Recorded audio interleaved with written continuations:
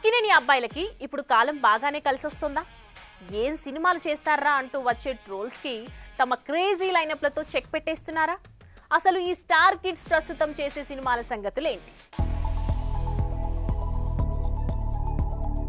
అక్కినేని సినీ ఇండస్ట్రీలో ఈ పదానికున్న క్రేజ్ అంతా ఇంత కాదు.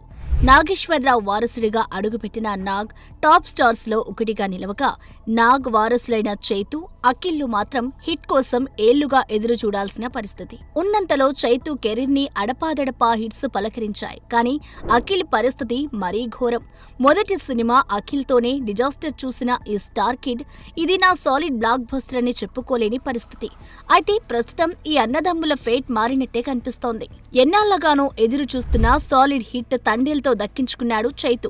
ఇప్పుడు అదే ఊపులో విరూపాక్ష డైరెక్టర్ తో మిస్టేక్ థ్రిల్లర్ ని పట్టాలెక్కించాడు.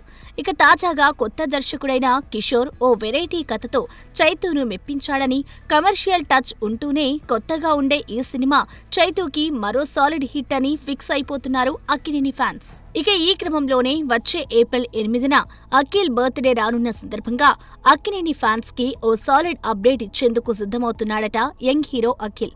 దర్శకుడు మురళీకృష్ణ అబ్బూరి డైరెక్షన్ లో రాయలసీమ బ్యాక్ డ్రాప్ లో తన కెరీర్ లో 6వ చిత్రాన్ని చేస్తున్న అఖిల్ ఈ సినిమా నుంచి ఫస్ట్ లుక్ పోస్టర్ తో పాటు టైటిల్ ను ఏప్రిల్ 8న తన బర్త్డే కానుకగా రిలీజ్ చేయబోతున్నట్లు సమాచారం. సో ఇవన్నీ నిజమైతే ఏప్రిల్ 8న అక్కినేని ఫ్యాన్స్ కి పెద్ద పండుగ అన్నమాట.